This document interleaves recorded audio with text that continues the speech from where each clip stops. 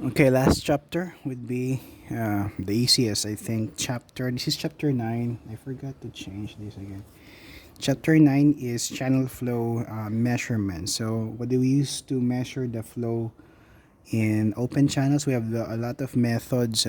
Sometimes sa streams, we use pitot tube. I mentioned, I think we have discussed, yeah, yung pitot tube before sa pipes. We can also use that to solve for the velocity of flow at every level in across the stream, and then of course the velocity of flow would be varying in terms of depth kasi nga yung distribution ng velocities would be different. Yung velocity ng particles ng liquid near the wall of the channel would be slower because of friction, and the velocity of the particles na mas malayo dun sa lining, or wall ng channel would be faster. So what we do is that we use the pitot tube to measure yung velocity at every level. Every level kinukuha natin, and then we take the average. Yun na yung nagamitin natin to to solve yung discharge dun sa channel or stream or river. Another way to identify the velocity. Usually velocity ang sinasolve natin, kasi we can easily solve for the area of flow, especially sa mga regular na sections ng channel. Pero sa river kasi medyo mahirap yung photography topography ng channel bed ng rivers sometimes. Okay. For man-made channels, mas madaling kunin yung area ng channel. Okay, so another way to solve for the velocity ay yung minsan nagpapa-float tayo ng light object sa surface ng stream, and then we compute for the travel time from one point to a lower point, so upstream, downstream, and then distance over time. That would be we also measure the distance traveled of that object, and then with respect to time, so distance over time that would give us an approximate value for the velocity in the river or channel. So another way to solve yung discharge across an open channel is by the use of weirs. Weir. Okay. Weirs are overflow structures which are built across an open channel for the purpose of measuring or controlling the flow of liquids. Especially, ginagamit ito especially kapag although meron tayong mga electronic devices naman na ngayon, to measure the discharge. But before, gumagamit talaga tayo ng weirs para sa pag-measure ng discharge.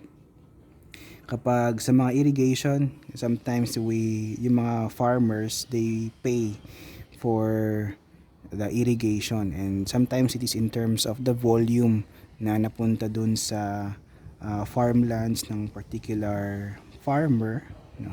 So mini-measure yung napupuntang tubig doon using weirs.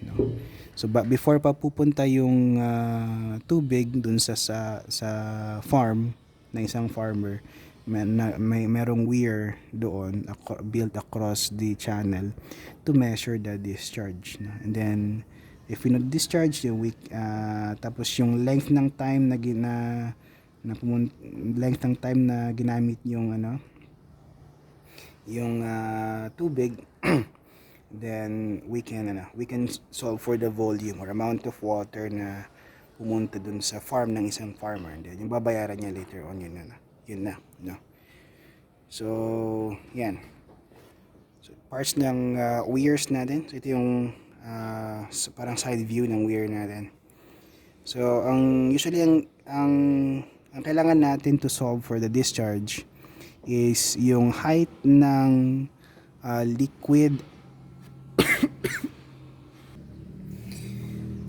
Okay, kailangan natin yung height ng liquid above yung weir natin, yung tuktok ng weir. We call that the head. Okay, head na ang tawag natin dyan. And then, yung coefficient ng wear also. So, tulad ng measuring devices before sa pipes, meron silang mga coefficients. Ito meron din coefficient yung wear. So that's why the wear should be as sharp as possible dito sa may edge niya sa taas, to lessen kasi to lessen din the loss of energy dito. Pag medyo rough kasi yan, nagkakaroon ng loss of energy. Yan. So ito sharp, usually sharp crested wear. Yan. So meron tayong iba't ibang klase ng wear dito. We have rectangular or full width. Ibig sabihin nun, yung width ng yung length ng wear, yun yung width ng channel. Okay. So yung length ng wear is equal to the width of the channel.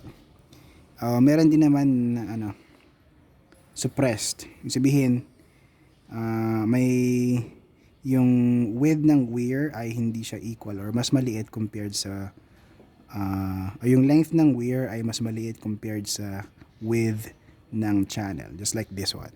Okay, so these are plates, parang steel plates siya na nilalagay mo across the channel. Meron ding V-notch, may trapezoidal din. Ay, hindi ko nilagay. May trapezoidal wears din, but hindi kasi masyadong ginagamit yon yung trapezoidal. But usually pag trapezoidal wear, Cipoletti wear ang tawag natin doon. Cipoletti wear.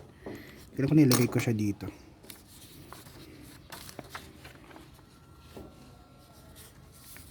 Meron nilagay ko pala yung Cipoletti wear. Wala lang siyang illustration. Okay. So, definition of terms. Basahin nyo na lang yung definition of terms natin. Mas importante, para ma-solve natin yung discharge na using wears, ang kailangan natin is yung value ng H. And if, tapos yung coefficient ng wear. If kung given naman, we can also consider yung velocity of approach, VA. Kasi ang assumption in many formulas dito is that nine-neglect yung velocity of approach. So ano yung velocity of approach? Ito. So may velocity dito kasi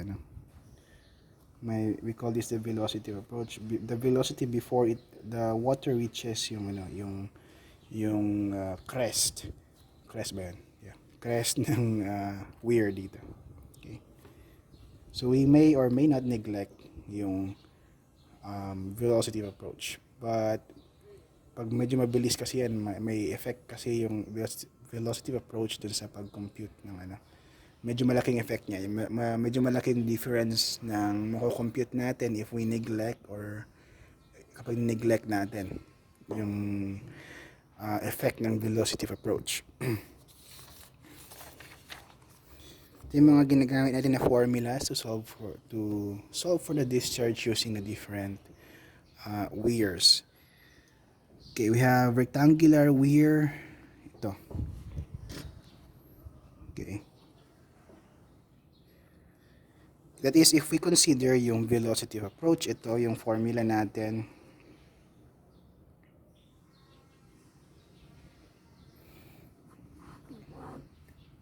If we consider the velocity of approach.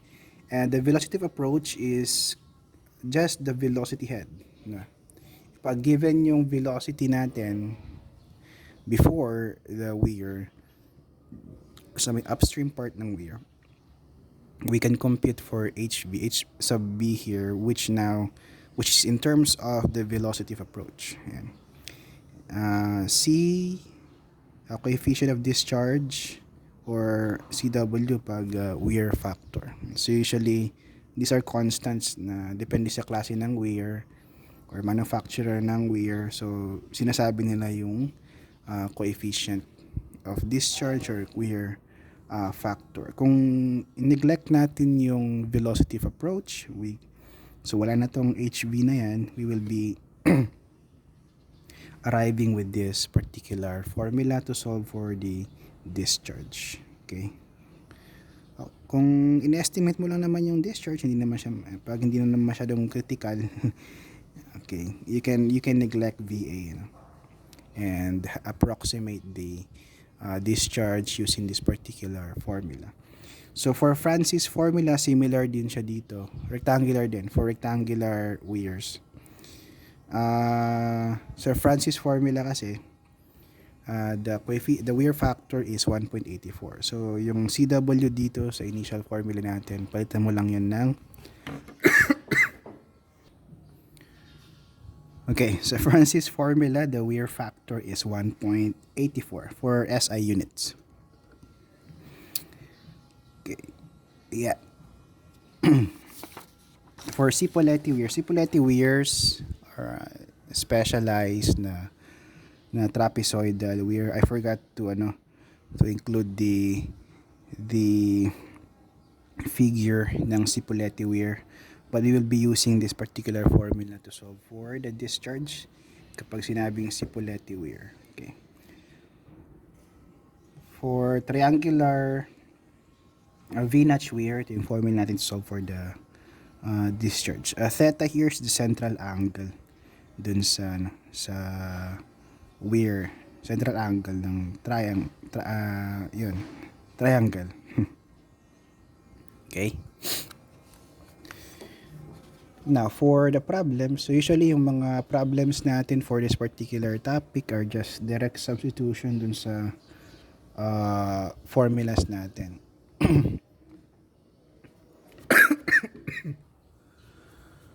Okay, let's continue with the problems here.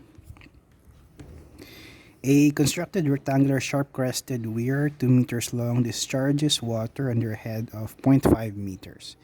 So this is equal to H. No? That's the distance between the surface of water and the crest of the weir, yung edge, top edge ng weir. Compute the discharge using Francis formula, neglecting velocity of approach. Okay, direct substitution to sa formula natin. For Francis formula, CW is, or wear factor is 1.84. L given, H is also given. So we will be, so H is 0.5 meters, the length is 2 meters. So direct substitute natin din sa formula, and we will be arriving with this value for discharge is 1.3011 cubic meters per second, or that is equivalent to 1,301.1 liters per second. Okay, next problem number 2. A sharp-crested weir 0.9 meters high extends across a rectangular channel 6 meters wide where the depth of water upstream from the weir is 1.2 meters deep. Find the discharge through the weir considering the velocity of approach. Okay. So since wala namang binigay na velocity, okay, kasi usually mini-measure yon para ma-include siya sa analysis. So walang binigay na velocity of approach. So we need to approximate. I-approximate na lang natin yung velocity of approach by approximating the discharge behind the discharge in the channel. Okay, so how do we approximate it? We're going to use the formula without the velocity of approach. So using Francis formula, so, take note pala, if there's no wear factor given for rectangular weirs, that means we're going to use the Francis formula, okay? Where the wear factor is 1.84. So neglecting velocity of approach, we can solve for the discharge. Length natin is the weir. So length is equal, since rectangular siya, okay, yung length natin is equal to the width of the channel, that is 6 meters, and we need to solve for the head, or the height of water above the crest or edge of the weir. Given yung height ng weir, that is 0.9 meters yung height niya. Okay, so let's try to illustrate that. Ito yung channel, ano? Ito yung weir. Ito yung water above. This is H, no? Yung height ng weir natin is 0.9 meters. Okay. And depth of water upstream, ito, kita ba? Hindi. Depth of water upstream yan, this is 1.2 meters. Yan. So to solve for H, we simply take the difference or subtract 1.2 meters and 0.9 meters. Okay, so H now is 0.3. So we now have a Q that's equivalent to 1.8141 cubic meters per second. Okay, so with that we can now solve for the velocity, approximate velocity of approach. Okay. Okay, so Q is equal to AVA here. So area, so that VA is equal to Q all over A. So this is Q, 1.181, which was solved a while ago using Francis formula, divided by the area of flow, it's 1.2 by 6. So we now have an approximate value of VA. It's 0.25195 meters per second. Now we use this value to solve for HV. That is VA squared all over 2G. Eto. So we now have the velocity head natin. That's V squared all over 2G. And with that, we can now solve for Q considering the velocity of approach by simply substituting the values of HV dito. Head kanina is 0.3 and CW is 1.84. So Francis formula pa rin, no? So we have a discharge equivalent to 1.9157 cubic meters per second. Okay, last problem. Okay. Compute the length of Cipolleti weir having a discharge of 0.349 cubic meters per second under a head of 250 millimeters. So it's Cipolleti weir.